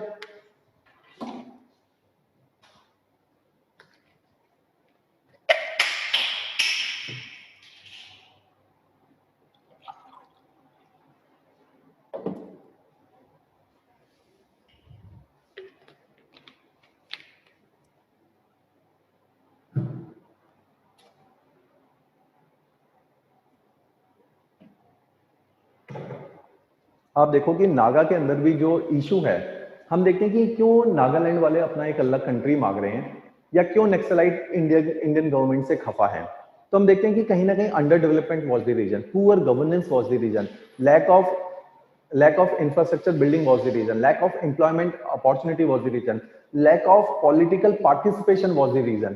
तो ये सारे जो कारण हैं जिनकी वजह से इंसर्जेंसीज होती हैं, वो कारण कश्मीर में भी हैं कि सन 1947 की आजादी है और 1980 के दशक हैं, 40-50 साल हो गए हैं, 3 जनरेशंस निकल चुकी हैं, और अभी भी वहां पे जो माहौल है under development could be is prevailing. Economic अभी भी आप देखोगे इंडिया में उस टाइम पे, क्योंकि इकोनॉमी में बहुत ज्यादा ग्रोथ नहीं आई थी, और इंदिरा गांधी के वो एरा हैं जब हम बोलते हैं कि इकोनॉमी ऑल टाइम लो चल रही है, अनएम्प्लॉयमेंट रेट कंट्री के अंदर हाई कर रहा है, जीडीपी ग्रो नहीं कर रही है, और सारा का सारा सोशलिस्ट पैटर्न हो गया, क्योंकि इंदिरा गांधी सोशलिस्ट शब्द का भी इंट्रोडक्शन करवाती है कॉन्स्टिट्यूशन के अंदर, और सरकार की जो ओरिएंटेशन है वो सोशलिस्ट होती चली जा रही है। और ऑलरेडी हम यूएसएसआर के केस में देख चुके हैं कि सोशलिस्ट फेल हो जाता है मॉडल एक लेवल के बाद, क्योंकि उसके बाद इकोनॉमिक डेवलपमेंट नहीं हो पा रही है उस मॉडल में।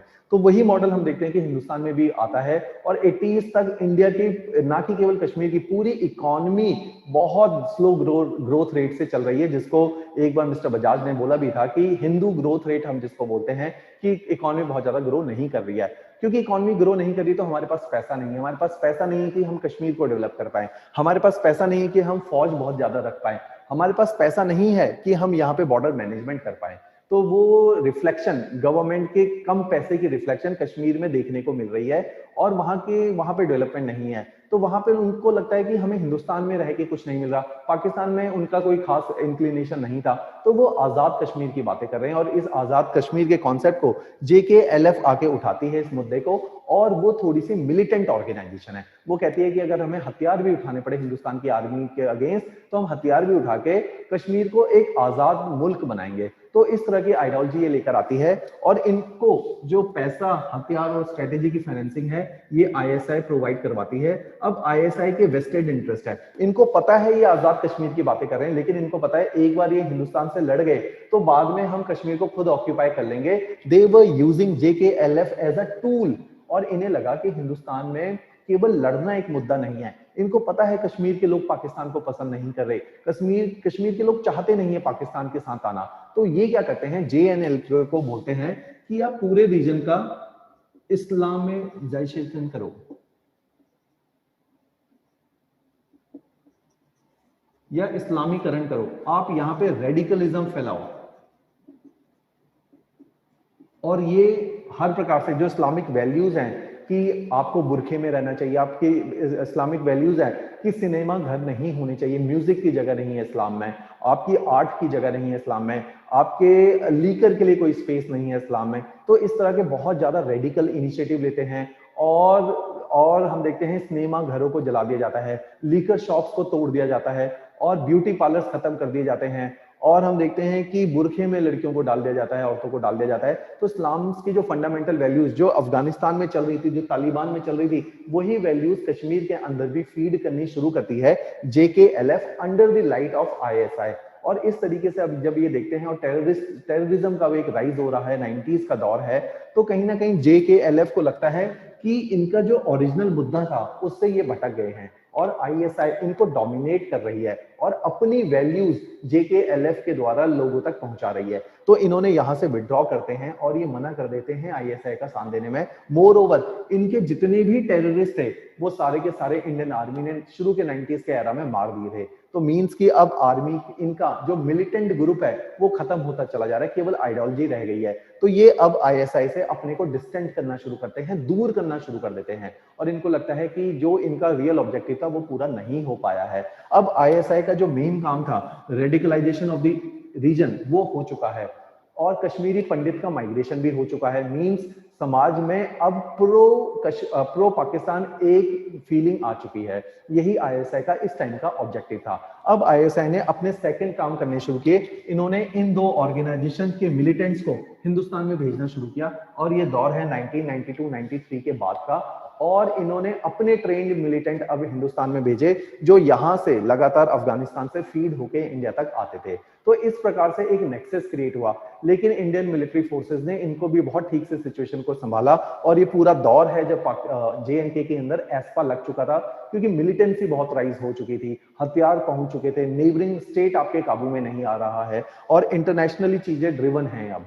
तो एस्पा लगाना भी यहाँ पे नीड था, और बहुत ज्यादा हैवी प्रेजेंस ऑफ आर्मी है। इन सारी लाइट में हम देखते हैं कि इवेंट्स हो रहे थे, और मेन इवेंट का जो ट्रिगरिंग एलिमेंट है वो पाकिस्तान की आर्मी और आईएसआई काम कर रही है। लेकिन ये सारा पूरा 90s का दौर कुछ इस तरीके से निकल जाता है कि हमारा पाकिस्तान जो है कश्मीर के अंदर इतना ज्यादा रेडिकलाइजेशन फैला देता है, इतने सारे हथियार पहुंच जाते हैं, और लोगों का पॉलिटिकल इंक्लिनेशन जो आज से 10 साल पहले अपने लिए था वो केवल अब पाकिस्तान की तरफ हो जाता है, और आईएसआई के जो मेन मंसूबे हैं या जो मेन उनका ऑब्जेक्टिव है वो कहीं ना कहीं पूरा होता हुआ दिख रहा है। लेकिन उसी टाइम पे 1999 में हम देखते हैं जनरल परवेज मुशर्रफ जो कि पाकिस्तान आर्मी के चीफ हैं, वो एक कूप करते हैं, और वो वहां की वहां की जो नेशनल गवर्नमेंट है उसको गिरा के खुद अपनी सरकार ले आते हैं, और 2000 में खुद इलेक्शन जीत के वहां के प्रेसिडेंट बन जाते हैं। लेकिन जैसे ही जनरल परवेज मुशर्रफ वहां के प्रेसिडेंट बनते हैं, और साथ ही जान यूएसए में हो जाता है तालिबान अलकायदा का टेररिस्ट अटैक, और अब पूरी दुनिया में एक एंटी टेररिज्म की भावना आ चुकी है, और यूएसए बहुत स्ट्रिक्ट है इस टाइम पे, क्योंकि यूएसए ने इतना बड़ा नुकसान झेला है, जहां इतने हजारों लोग मरे हैं और इतना करोड़ों की प्रॉपर्टी खत्म हो गई है। More over it is a ideological setback on USA कि जिस यूएसए ने 40 साल तक यूएसएसआर के साथ कोल्ड वॉर किया और उसका कोई नुकसान नहीं हुआ, उस यूएसए को उसके ही घर के अंदर और इतनी बड़ी सिटीज के अंदर उसके इस प्रकार के टेररिज्म के अटैक हुए, जो यूएस बिल्कुल भी एक्सपेक्ट नहीं कर रहा था, और ये यूएसए ने एक्सेप्ट भी नहीं किया। और इस प्रकार से यूएसए अब बहुत फोर्स के साथ अफगानिस्तान के अंदर घुसता है। जिस तालिबान को उसने जन्म दिया था, जिस अलकायदा को यूएसए ने जन्म दिया था, जिस अफगानिस्तान के ट्राइबल एरिया में यूएसए ने हथियार पहुंचाए थे यूएसएसआर के खिलाफ, अब उन ट्राइबल्स ने यूएसए के खिलाफ हथियार उठा लिए हैं क्योंकि उनको लगता है कि यूएसए ने उनको बिट्रे किया था, चीट किया था आज से 10-15 साल पहले। तो अब एक लड़ाई यूएसए और वहां के तालिबान के खिलाफ हो चुकी है। और इसी लाइट में यूएसए ने बहुत स्ट्रिक्टली पाकिस्तान को बोला है कि अब आप टेररिज्म की फंडिंग नहीं कर सकते, अब आप इस प्रकार के ऑर्गेनाइजेशन को नहीं सपोर्ट करोगे, ना इन ऑर्गेनाइजेशन को सपोर्ट करोगे। अब पाकिस्तान ने जिन ऑर्गेनाइजेशन को जन्म दिया था, यूएसए प्रेशराइज कर रहा है अब आप इन ऑर्गेनाइजेशंस को खत्म करना शुरू करो। तो इस तरह से थोड़ा सा शिफ्ट इन पॉलिसी है फ्रॉम द यूएसए। तो इसलिए मैं बोलता हूं कि कश्मीर का मुद्दा जो बहुत पेचीदा है, कॉम्प्लेक्स है, इतने ज्यादा क्लेडिस्कोप ऑफ प्लेयर्स इन्वॉल्व हैं कि यूएसए की इन्वॉल्वमेंट है, पाकिस्तान की इन्वॉल्वमेंट है, अफगानिस्तान के नॉन स्टेट एक्टर्स की इन्वॉल्वमेंट है, और बाद में हम देखते हैं कि कश्मीर के अंदर जो रेडिकलाइजेशन हो गया उनकी भी इन्वॉल्वमेंट है इस पूरे रीजन के अंदर।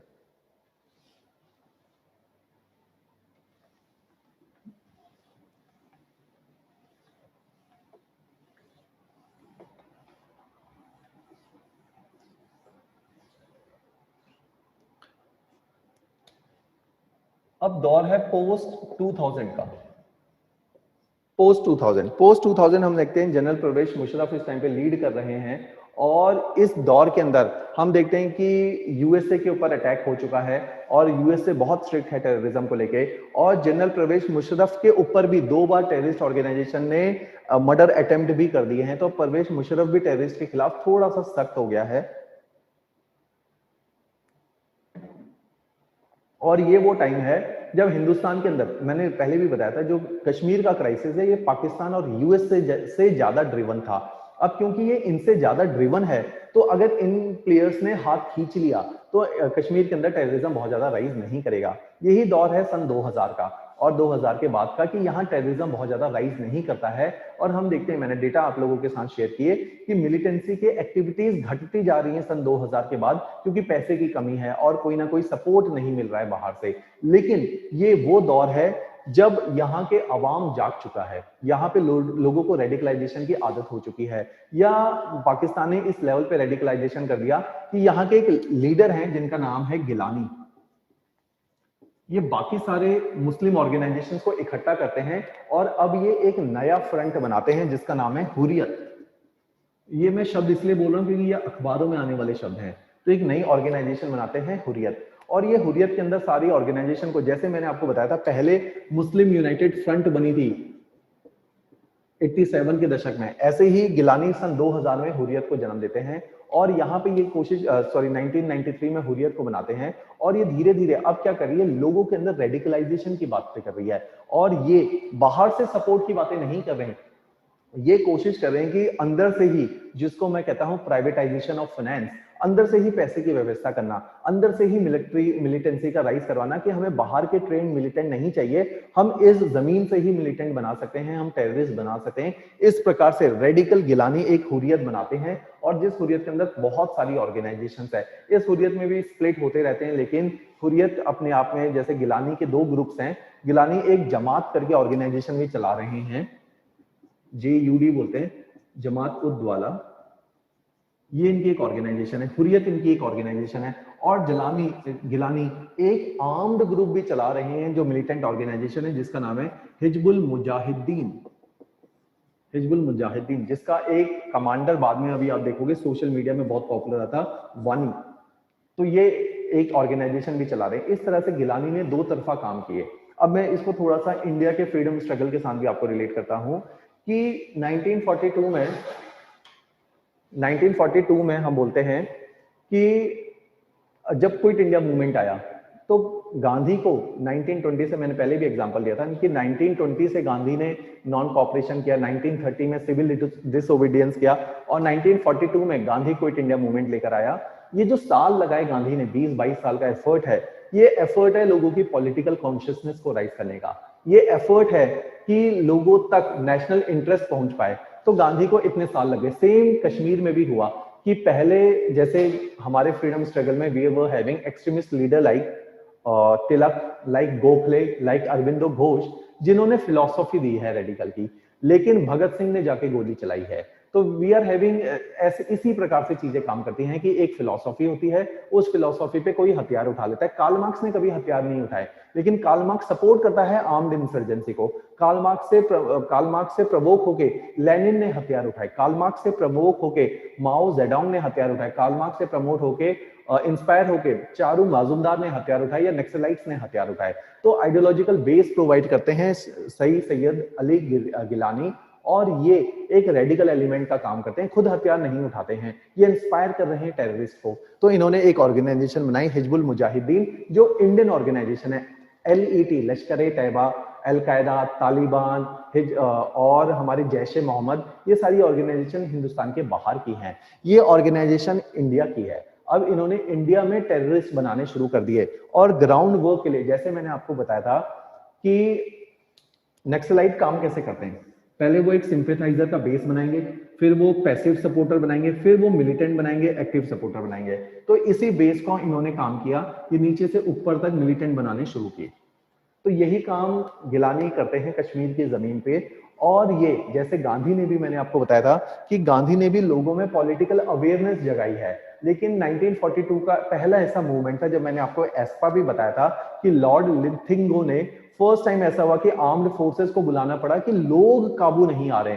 सेम कश्मीर में हो गया कि इतनी अवेयरनेस हो गई है कि हमें एस्पा लगाना पड़ा कि लोग काबू नहीं आ रहे हैं। सेम हिंदुस्तान में हुआ, सेम कश्मीर के अंदर यही हुआ कि जब आप इतनी पॉलिटिकल कॉन्शियसनेस राइज कर दोगे लोगों की कि वो खुद हथियार उठा के अपने को आजाद करवा लेंगे। 42 में पहला गांधीयन रेवोल्यूशन था, 42 में गांधी वो इन जेल, और पहला ऐसा रेवोल्यूशन था कि जो थोड़ा सा चला गया था आउट ऑफ स्कोप, या सिविल डिसोबीडियंस मूवमेंट या नॉन कॉपरेशन मूवमेंट, वो पीसफुल इन कैरेक्टर, लेकिन first time quit India movement was the movement जब लोग आक्रोश में, एजिटेशन के अंदर हथियार उठा लेते हैं या पुलिस स्टेशन जला देते हैं। तो these are the things which has happened in the revolt of 1942.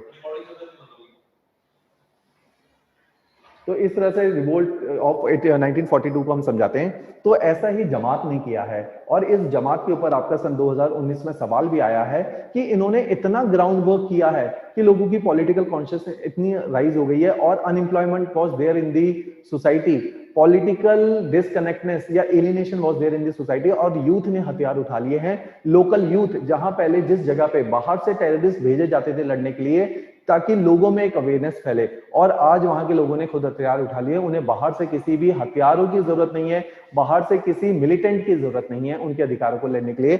Now they have stand arise for their own rights. तो इस प्रकार का काम किया है गिलानी एंड हुर्रियत ने जमीन के ऊपर, और ये दशक है सन 2000 का।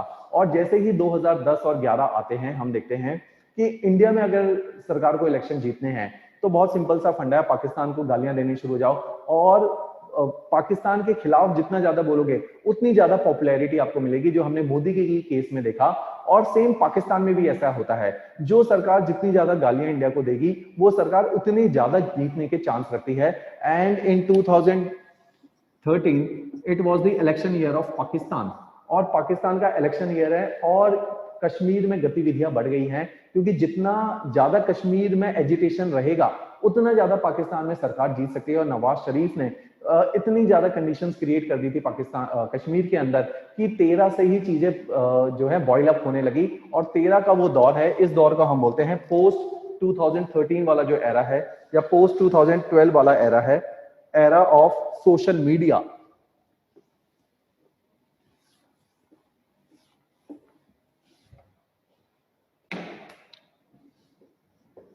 इस टाइम पे पूरे डायनेमिक्स बदल गए हैं। अब सोशल मीडिया आ चुकी है, लोकल रिक्रूट्स आ चुके हैं, और पॉलिटिकल स्टेलमेट चल रहा है। और इन तीनों की वजह से 2012 के बाद जो 10 साल की शांति थी, सन 2000 से 2010 तक की शांति थी, अब वो खत्म होनी शुरू हो गई, वो भंग होना शुरू हो गई है।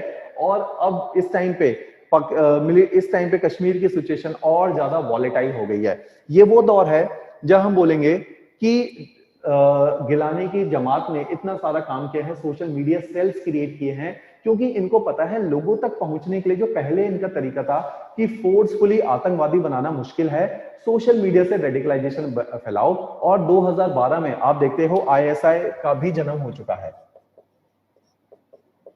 और इन्हीं से ही इंस्पायर होके इंडिया के अंदर इतने ज्यादा साइबर सेल्स क्रिएट होते हैं इन लोगों के, और धीरे धीरे इंडिया में जो हिजबुल मुजाहिदीन जो बिल्कुल खत्म हो गई थी सन 2000 के दशक में, उसका फिर से पुनर्जन्म होता है। और यहाँ पे एक ग्राउंड वर्क कर दिया गया है, लोगों को धीरे धीरे टेररिज्म की तरफ प्रमोट किया गया है। और यहीं पे रोल प्ले करता है वानी, जो कमांडर बनता है 20 साल की उम्र में, हिजबुल मुजाहिदीन का इतना यंग कमांडर, जिसने सोशल मीडिया का इतना टेक सेवी है और सोशल मीडिया में इतना हाइप क्रिएट किया और इंस्पायर किया इतने सारे यूथ को, ताकि वो भी हथियार उठाएं और जिहाद करें इस देश के खिलाफ। तो इस प्रकार की एक भावना क्रिएट की जाती है इस पूरे टाइम फ्रेम के अंदर। और यही टाइम फ्रेम है जब 2013 में पाकिस्तान में इलेक्शन थे, उन्होंने इंडिया में लगातार अटैक करवाए। 2014 में इंडिया में इलेक्शन थे, फिर सारी सिचुएशन खराब हुई। और 2016 की वो सिचुएशन जब स्टेट के इलेक्शन थे और पाकिस्तान स्टेट के इलेक्शन थे, और दो बिल्कुल विपरीत धारणा वाली पार्टी, एक बीजेपी एक पीडीपी, इन दोनों ने गठबंधन में सरकार बना दी कश्मीर के अंदर। और ये सबसे बड़ा सेटबैक था कश्मीरियों का। ये कंसीडर किया जाता है जो 1987 का इनको धोखा हुआ है रिगिंग के द्वारा, सेम लेवल का धोखा हुआ, क्योंकि पीडीपी इतनी ज्यादा एक्सट्रीमिस्ट पार्टी थी, इसलिए इस टाइम पे जो उनकी लीडर है मुफ्ती, मिसेस मुफ्ती, उनको गिरफ्तार करना पड़ा, हाउस अरेस्ट करना पड़ा जब हमने एब्रोगेशन ऑफ 370 किया। तो मींस की पीडीपी, जिसको लोगों ने वोट दिया, जिसको मुस्लिम्स ने ये सोच के वोट दिया कि ये उनके हित में काम करेगी, उस पार्टी ने बीजेपी के साथ हाथ मिला लिया, जिससे लोग सबसे ज्यादा नफरत करते थे। And people felt betrayed. और इस पार्टी को सपोर्ट कर रहे थे गिलानी, जो खुद एक हार्डकोर एक्सट्रीमिस्ट हैं, जिन्होंने इतने सारे आतंकवादी संगठन बनाए हुए हैं, उनकी सपोर्ट से पीडीपी जीती है, जिन्होंने बेस लेवल पे काम किया है। और पीडीपी ने बीजेपी के साथ हाथ मिला लिया just for the sake of power. और यहां से लोगों के अंदर बहुत गुस्सा है, और फिर हमें प्रेसिडेंट रूल लगाना पड़ा थोड़ी ही टाइम के बाद, क्योंकि पॉलिटिकल क्राइसिस क्रिएट हो रहा है कंट्री उस पूरी रीजन के अंदर, क्योंकि ये सारे सिस्टम भी काम कर रहे हैं कि social media was there, local recruits has started, and political stalemate has fuelled the whole scenario. और इस तरीके से सिचुएशन वर्स होती चली गई, और लास्ट में हमारे पास कोई सॉल्यूशन नहीं था 2019 में, जब हमने जेएनके रीऑर्गेनाइज करना पड़ा, क्योंकि पूरा जेएनके हमारे हाथ से निकल जाता अगर ये सारी सिचुएशन मेंटेन रहती। तो आप इसको रिलेट कर सकते हो इंडिया के फ्रीडम स्ट्रगल से, कि अब जैसे मैंने बहुत डिटेल्ड डॉक्यूमेंट आपके साथ शेयर किया, आप उसको पढ़ोगे तो बहुत ब्यूटीफुल डॉक्यूमेंट है, कि सोशल मीडिया के द्वारा एक मिलिटेंट भी मरता था। पहाड़ी इलाके में अगर कोई मर जाए तो 100-200 लोग इकट्ठे नहीं हो सकते, क्योंकि इतना इंफ्रास्ट्रक्चर नहीं होता, और एक मिलिटेंट के मरने पे 30-30 हजार लोग इकट्ठे हो रहे हैं, सेलिब्रेट किया जा रहा है मिलिटेंट के मरने को। उनको जो है, जैसे हम बोलते हैं terrorism is a relative term, कि किसी के लिए वो टेररिस्ट है। भगत सिंह अंग्रेजों के लिए टेररिस्ट था, लेकिन हमारे लिए मार्टर है, हमारे लिए शहीद है। वैसे ही इनके जो टेररिस्ट, जिनको हम टेररिस्ट बोल रहे हैं, वानी को हम लोग टेररिस्ट बोल रहे हैं, जिनको टेररिस्ट बोल रहे हैं, वो इनकी भाषा में शहीद हैं। तो मींस कि इस लेवल पे पॉलिटिकल कॉन्शियसनेस राइज हो गई कि 10,000 लोग, 30,000 लोग कि उनकी फ्यूनरल पे मौजूद हैं। तो इस प्रकार का पॉलिटिकल कैंपेन चल चुका है, और ऐसी जगह को अब कंट्रोल करना बहुत कठिन था इंडिया के लिए, एक्सेप्ट जब तक हम धारा 370 को बाईपास ना करें और वहां पे सेंट्रल एजेंसी की तरह या यूनाइटेड टेरिटरी की तरह उसको गवर्न ना करे। तो this was the whole scenario, जिसकी वजह से हमें 2019 में स्टेट रीऑर्गेनाइज करना पड़ा। तो these were the reason behind it. आप देखोगे इंडिया के अंदर भी, लेट सपोज अगर 1990 से ये कश्मीर का मुद्दा खींचना शुरू हुआ, जब एसपा लगा है, उनकी 30 साल की जनरेशन, अगर जो हम लोगों की एज के हैं, 30 साल की जनरेशन ने कभी भी फ्रीडम लिबर्टीज को एंजॉय नहीं किया। उन्होंने हमेशा अपने सामने फौज को देखा है। तो ऐसे लोगों को, जिनको फ्रीडम लिबर्टीज नहीं मिली हैं, उनकी जनरेशन में फ्रस्ट्रेशन है, उनको लगता है कि शायद डेमोक्रेसी ने उनको कुछ नहीं दिया, और केवल उन्होंने जो है वहां पे इतनी ज्यादा सिविलियन कैजुअलिटी देखी है, कि data I have shared with you people, की सिविलियन कैजुअलिटी इतनी हाई है कि लाइफ की सिक्योरिटी नहीं रह गई है। तो ऐसे एनवायरनमेंट में लोग टेररिस्ट बनते हैं। और ये हुआ भी है कि जब 2012 के बाद सोशल मीडिया ने इस सारी चीजों को इतना ज्यादा इग्नाइट और हाइप कर दिया था कि हमारे पास और कोई सॉल्यूशन नहीं था, just to create union territory in spite of state. ताकि हमने देखा स्टेट गवर्नमेंट, जो पीडीपी है, जो नेशनल कॉन्फ्रेंस है, इन सबका बहुत बड़ा कंट्रीब्यूशन रहा वहां टेररिज्म को जिंदा रखने में, क्योंकि इनको पॉलिटिकल पावर चाहिए थी, और अपनी पॉलिटिकल पावर में इन्होंने ये सारे काम किए हैं। तो this is the whole scenario of J and K. अच्छा, just I want you people to know कि लाइट चली गई है, हम अपना लेक्चर यहीं पे हॉल्ट कर रहे हैं, क्योंकि अगर मैंने यहाँ पे हॉल्ट नहीं किया तो लेक्चर रिकॉर्ड नहीं होगा, जो आप रिकॉर्डेड लेक्चर देख सकते हैं। From here onward we are having very simple issue कि क्या कारण है क्राइसिस के, जो हमने डिस्कस किए वे अहेड आपको ऑलरेडी नोट्स में मिले हुए हैं, ये आप आगे पढ़ लेना, क्लास किसी भी टाइम पे डिस्टर्ब हो सके। तो I just need to end the class and save the video here.